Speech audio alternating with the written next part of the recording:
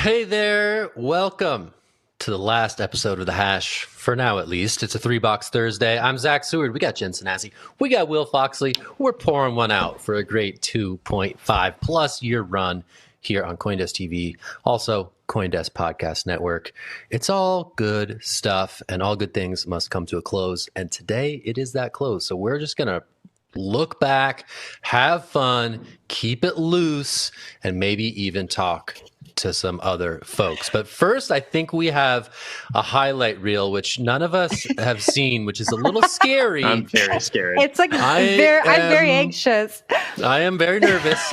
I am going to just take the leap of faith. I'm going to throw it to the highlight reel. We're going to react, but let's watch this montage. Take it away. Gary Gensler was confirmed as the next SEC chairman. Gary Gensler said that federal financial regulators should be ready to bring cases against bad actors in crypto. Gary Gensler went on CNBC's Squawk Box this morning and said crypto investors need better protection in a space that is significantly non-compliant. Gary Gensler was getting it from all sides. They're alleging that it's the fault of Gary Gensler's SEC for failing to provide those rules of the road. We haven't had any progress. We haven't had anybody step up to check Gary Gensler and the other public servants that are getting paid with our taxpayer dollars. And that's where I draw the line.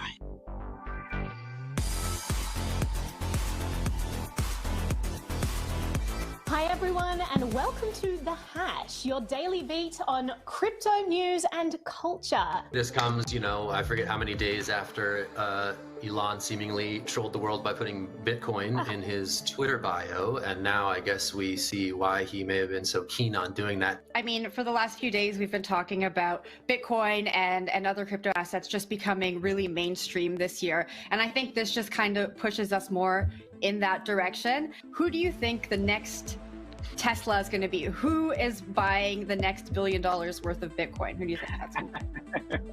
Oh my goodness, I gotta get out the tarot cards for this one. Now, Coinbase is the largest U.S. exchange, but I just thought this was really, really interesting. Ian's reporting that, shares on the secondary market are currently going for around $300, which would, at its current valuation, make the company more valuable than the New York Stock Exchange parent company. People are super excited about this public listing of Coinbase. Obviously, it comes at a time when Bitcoin is above 50,000, I think, on last check. So the timing is right for this, blue chip crypto exchange, as it may one day be seen as, to go public. The market value of Bitcoin has surpassed $1 trillion. A big moment for this space. Still about 1/10 of the way to the market value of gold. People is making bank and waves in the digital art world.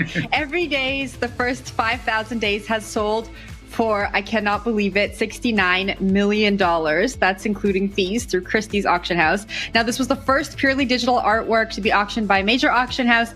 And now Beeple is among the top 3 valuable living artists. They're accusing Google of using privacy to kind of keep up a fence around its market share, which is huge in this because they say we can't do our jobs as effectively if you remove third-party cookies, but there are loopholes in other ways that Google will continue to kind of track data on customers. Meanwhile, Google, on the other hand, is saying, we're pushing privacy because we do value, the ability for people not to be tracked. And, there have been privacy concerns over Google for a while. So it's sort of like privacy has become this interesting tug of war between these two parties. And the fact that it's getting roped into this antitrust suit or action is just kind of fascinating. I think it's something we might see more of. Doge supporters are calling for this to be the inaugural Doge Day. The aim for those people is to push the price as high as possible. This is the idea, Jen. When you say that people are just trying to push the price as high as possible, I'm just like, oh my gosh, who's going to be left holding those bags, right? Because it's going to correct. It's going to come crashing down. So, it's all fun and games to get involved with this meme coin and go and have fun. Let's not take it too seriously, but do realize that there is real money at stake here. This is a big round, one of the bigger ones that we've seen in recent memory. And it suggests that investors are still seeing opportunity in these markets. I'm going to throw this to you, Will. There's someone seems to be crawling behind you, which is a fun look. So I'm going to toss this to you for your take. I thought we were just going to let that go. Paxos's latest. You should have, Zach. That's all right. No, I had a pipe burst in my house last night, and now I have people crawling all over trying to fix it, which is kind of fun to do in the middle of the show. But that's how it is. DeFi represents the ability to use your crypto without spending your crypto, which I think is really attractive to a lot of people who have committed value to these platforms.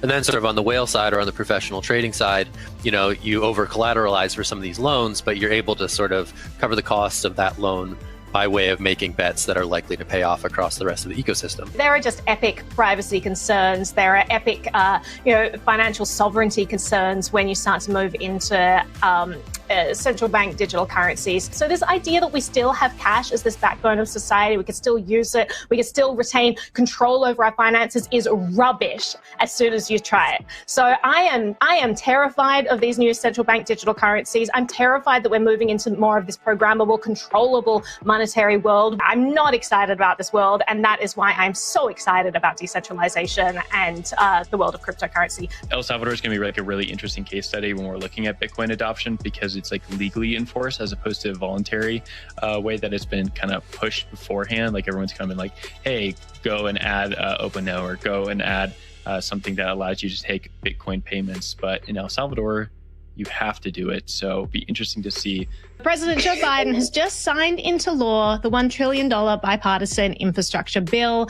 Of course, it contains a very controversial clause. It's a crypto provision that potentially will expand the idea of what a broker is. If this goes through, a lot of people are saying that it's going to make it very difficult for crypto to really flourish in the United States. It's going to push innovation offshore. It's going to make it difficult to comply. This whole space is a brand new frontier.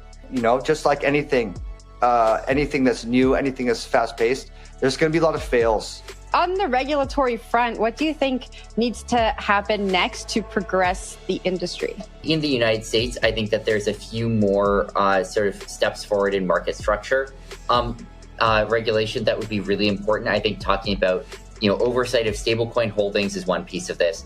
I think looking at clear and consistent markets regulatory framework for spot and futures markets in crypto, and then token registration formats. I think those are probably the three biggest things. The native asset of the Terra blockchain, Luna, down bad, real bad over the last couple days. We're talking about a 90+% fall over the last 24 hours, which is really, really remarkable.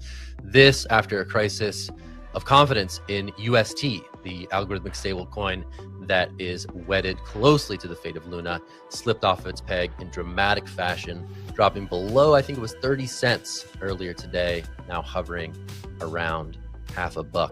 We took a little road trip down the I-95 and we went to Nationals Park in our nation's capital, where you may have noticed Terra has sponsored the stuff right behind the home plate. We asked maybe 3 dozen folks, including people who work there and also people who are regular patrons. And for the most part, there was just a bunch of quizzical looks. No, we don't know what Terra is. So even when there was this catastrophic failure of the Terra UST stablecoin, few people at the Nationals ballpark seem to know or care.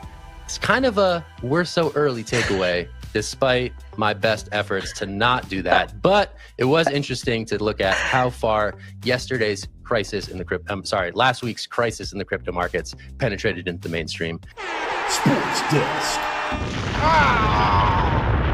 Bitcoin, I just understand that it's the digital gold and it's the most valuable, the OG of the cryptocurrency. I put it as like it's the world's money. When you look at it, it's all world's money put into one place. So we're in control of that, and that's what I love about it. And I see the long term and effect of that. So I thought this was really interesting because we have the DAO and we have the legal entity. And the legal entity, the corporation, signed the contract.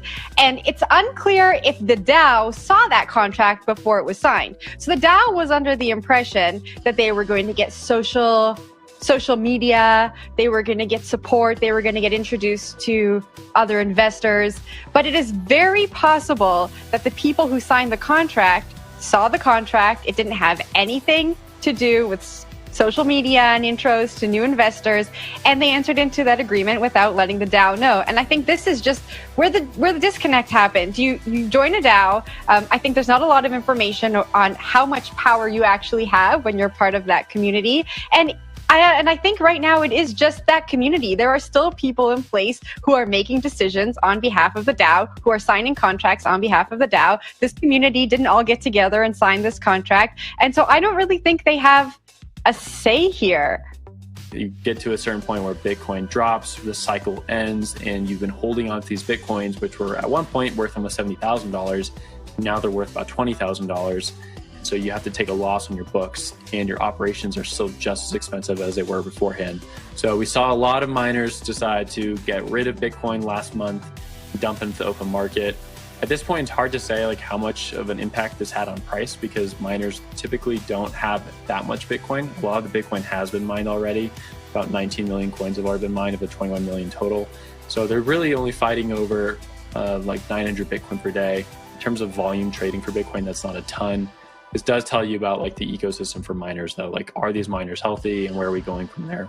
The gist here and the takeaway is not only was Three Arrows in more debt than we thought, but there were perhaps some relationships with entities that we thought were separate, that were taking on their own debt, that were not perhaps as separate as we thought. Dan Moorhead of Pantera Capital recently posted a pretty revealing chart covering this dynamic from the 1970s through today that I think does a good job of illustrating this. Okay, so here we're looking at the white line is the real Fed funds rate, the gold line is the inflation rate, and the gray shaded area represents just how out of whack these two numbers are. You'll notice that this chart, which goes back to the 1970s, shows that these numbers have never been further apart. So this is actually a pretty big deal. There's saying that Kim should have revealed that she was paid $250,000. So that original post did use the hashtag ad, and she did use that kind of statement we see across the industry, this isn't financial advice, and that wasn't good enough for the SEC in this case. I don't think I've seen influencers and celebrities disclose how much they're getting paid in the past, and so if that's a precedent that we're setting now moving forward for anyone who's talking about something that is a security or that is maybe a security or is not a security, I think is going to be interesting to see how the SEC looks at this and how the advertising standards boards look at this, because this is something we haven't seen before. I think that he just got pissed at at kind of how Twitter, especially the CEO of Twitter, kind of was responding to him and was like, all right, well, fine, I'm just going to buy you and then I'm going to fire you. So I think that he just paid $44 billion for the privilege of firing a lot of people. And I, for one, am very supportive of that. So FTX CEO Sam Bankman-Fried took to Twitter this morning to clear something up. He said that a competitor is trying to attack the company with rumors. He then says in the same tweet, FTX is fine, assets are fine. There is a little bit of light at the end of the tunnel here that we can expect a lot of self-regulation to come out of this with these crypto exchanges and say, hey, we're going to go ahead and show the proof of reserves. And if you can go through that and analyze that and it makes sense to you and you want to use that exchange, great. But if exchange does not have proof of reserves, especially after this entire debacle, it's probably one that you may not want to use. This was a rapid unraveling of what had been emerging as one of the key pillars of the crypto economy. And after much back and forth involving a potential takeover bid by Binance, a potential rescue by the likes of Justin Sun and others, CEO Sam Bankman-Fried is filing for bankruptcy protection, Chapter 11, and resigning as CEO. And now, Will's History Corner with Will Foxley. That's right. That's right. History is important. And actually, Bitcoin has some history, okay? We're 10 years into this industry, so you better know it. A lot of times people just like to talk about NFTs and layer 2s on Ethereum, but Bitcoin also has layer 2 ambitions, or at least it has had that in the past. When we look at DAOs, there are so many issues, but the first thing that a DAO needs is a community, and you need that community to be engaged. I think that a lot of the DAOs out there have figured that out, and so now we're moving on to governance.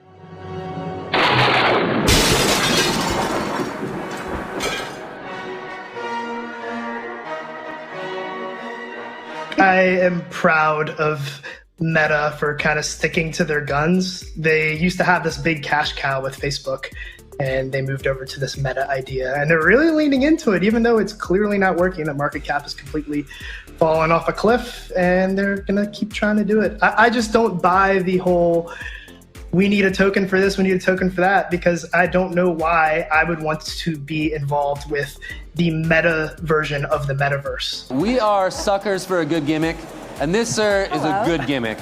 Why do you have an alpaca with you today? Yeah, this is our business development intern, Lefty. Was at our booth for the last 3 hours, so everyone that came by, thanks for checking it out. Yeah, did a great job, I think. The Bahamas took a major black eye with the FTX implosion. You're saying that you have the regulatory framework that could prevent something such as that, but I want to get your personal take on your reaction to that implosion in November. Well, I think it was unfortunate. It was unfortunate for the persons who lost money. It's unfortunate for all of those persons who were lured in. But the fact is that it just speaks to the importance of making sure that you not only have a strong legal environment, but you actually are doing the regulation which is necessary to prevent things. This isn't a crypto failure. This is a banking failure. And on top of it, I really feel like the banking collapse is not done yet. Luckily, we have this thing that was created a little bit over 10 years ago that allows people to actually have access to their hard money 24/7, 365. Does anybody know what that is? Anybody? Bueller?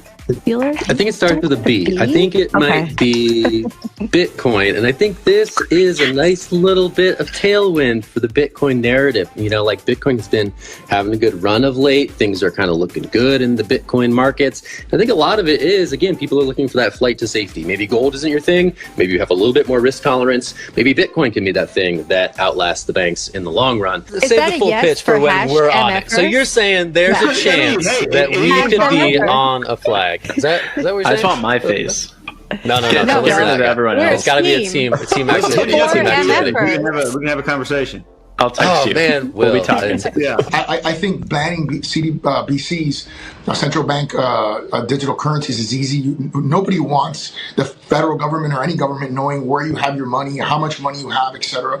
It's a violation of our rights of privacy, and I don't think anybody wants that. So I think that's a very easy position to take. I don't think that there's anything particularly innovative about that. But certainly, I have never been a fan of central bank digital currencies. It's Taco Tuesdays on the Hash. Whoa, that's good. It looks like it is a very happy Taco Tuesday. Where did you get that? My daughter made this, so I always like to show off her artwork and what she did. She brought this home for mommy because she knows mommy loves tacos. Num, num, num, num. I will say, we don't have any clips of my daughter trying to come into my office or while I'm filming and her saying, "Mama, can I have some candy at 8:30 in the morning?" In Los Angeles, California. But that does happen quite often. Sometimes she does like to slip notes in. "I'm hungry. I want a hot dog. Can you hug me?" So she sounds like me. Yeah. Because Jen just wants a hot dog and a hug. And a hug. Maybe some a good candy. hug and a hot dog. It's true. It's good stuff. Good stuff all around.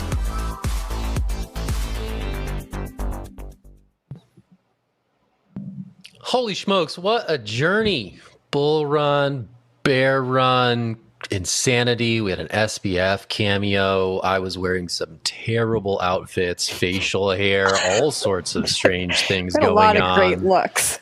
Woo! How did you guys let me wear those fits? I really do not know. But man, wow. Thank you for putting that together, Control. We appreciate you as always. And that was quite the look back. Jen, what stood out to you?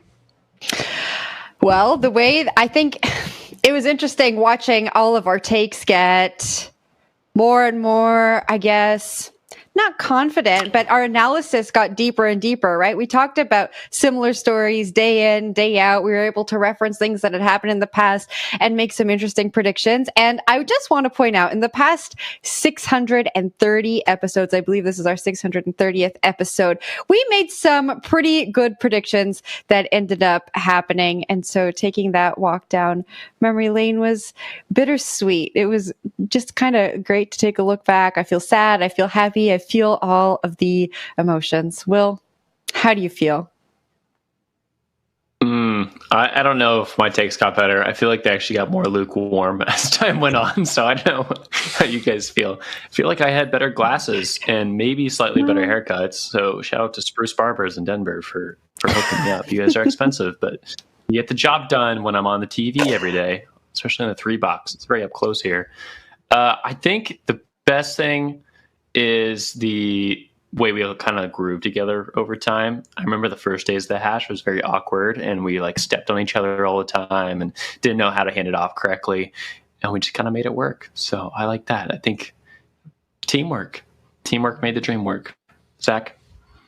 It really did. Yeah, crypto's crazy, like how fast things move and how big things happen. I don't know if that even makes any sense, but the idea that, we watch the rise of this industry sort of grab onto mainstream credibility, and then we watched it all implode at the back half of 2022, starting with the unraveling of Terra, subsequent collapses by 3AC, Genesis, other lenders, and then the big kahuna, FTX filing for bankruptcy, and some significant alleged fraud over by Sam Bankman-Fried, who we ended up talking to. I guess that was the day after the famous Super Bowl commercial starring Larry David. So very amazing to see it all condensed. Again, it was 630 episodes. That's remarkable in and of itself. But to have it condensed and to see sort of like just the roller coaster of crypto, right? It's not just the price chart that is a roller coaster. The ins and outs of covering this story every day are certainly a lot to deal with. And it's a big credit to the people in the CoinDesk newsroom who have capably covered this thing for years and are the best in the business at giving us the raw material for us to pop off takes, right? They do the hard stuff. We do the easy work of offering our analysis and our way of connecting the dots. So big thank you to all the folks in the newsroom and across the entire CoinDesk organization who make it all possible. So big shout out to y'all. I just wanted to get them in here for sure. All right, Jen, you want to close this out? You got any more thoughts on this one? Give me something good. You hit it with a nice emotional. You got me in the feels. So I'm giving it to you. The emotional note. What is my emotion? Well, no, I don't want to. I just want to give a little teaser. I think we're going to take a break and we're going to come back with a very special surprise guest. So not going to leave it on an emotional note just yet because we have a little bit left, but surprise is coming. Stay here.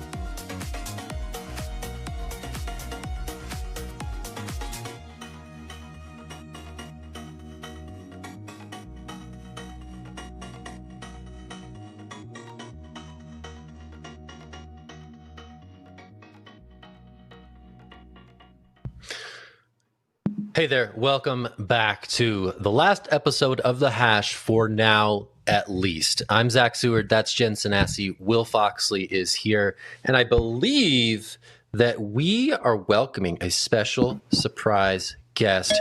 Who's it going to be? Let's open the door. It's Ben Powers. Wow, original co-host of the Hash. OG. Ben, OG status. When we first launched, it was us three, Ben, and Naomi Brockwell. So it's awesome to have an OG co-host back. Ben, when we were talking about doors opening, I remember like your like landlord like barged into the shot like 7 times or something. So I wanted to do like a smooth segue that alluded to that, but I couldn't actually think of one. So anyway, exactly. Welcome. It's totally welcome. normal New York City situations that happen on a daily basis. It's totally fine. You love it. We're a work from home. We're a COVID era show, and it shows. It's good to see. So anyway, Ben, how are you? I am doing all right. I've moved a little bit away from crypto, covering the intersection of big AI, tech, government, all of those different things, which, as you all well know, has been in the zeitgeist for a bit. Y'all were shouting out the CoinDesk newsroom earlier, and, I was one of those people that brought this reporting to this show, not just pontificating. Zach, I know you edited it. Will, you eloped for better pastures. And Jen, you've been holding it down since then. So it's been lovely to see all of you again. I also realized that I talked to y'all so much, like every single day for a really long time. I didn't quite realize that until the kind of recap that they were just showing us. Ben, what's you, Ben? We miss you. You brought the good takes. Like we had some spicy takes in the initial iteration of the Hash with the 5 of us, with Naomi just bringing that fiery like privacy passion. You also doing a lot of that deep reporting around privacy issues as well. I got to ask you, it's kind of like a meme at this point. What's the pivot to AI like? How's that going? In terms of crypto or in terms of AI more generally? Very different. You as someone who has pivoted to AI, like many of our dearly departed former crypto people, what is that like? What is the pop and stuff in AI? Can we do the Hash for AI? Like maybe that would be a move. What do you think? You know what? I'm gonna just jump in and say I've been reporting on AI since about 2017 when I was a freelancer way back in the day, and DARPA's been working on it since then. Of research around American military uses and making AI explainable. So the only thing that's happened in the last 8 months is the fact that basically the noobs and the plebes could engage with it. And so that's really what's been happening there. It's obviously a huge field at the moment. It's iterating faster and faster. And so how crypto's engaging with that, I am incredibly skeptical. I've seen and reported on kind of, GPT tokens that are totally disconnected from ChatGPT kind of being spun up. And I will cover them with the exact amount of pessimism that I deem appropriate. But, folks are engaging with it. We'll see. It's an exciting field, but I guess my kind of thing, kind of perpetually on the Hash, at least when I'm not talking about Teletubby coin, is push the brakes. Like it's going to be fine. Let's slow down because it's not going to change the world one night to the next. I remember how upset you were about Teletubby coin and those people who burned the Banksy. I can hear the sigh in my head right now, Ben. I can just picture you were really mad at those people who burned that Banksy. One of the deep pleasures of getting older is just saying no to things. Like you don't have to have a reason. Just say no. Just be like, nah, like that ain't it. So yeah, exactly. Like I think I was looking on the site X, formerly known as Twitter. Good God, that was a lot of my last year.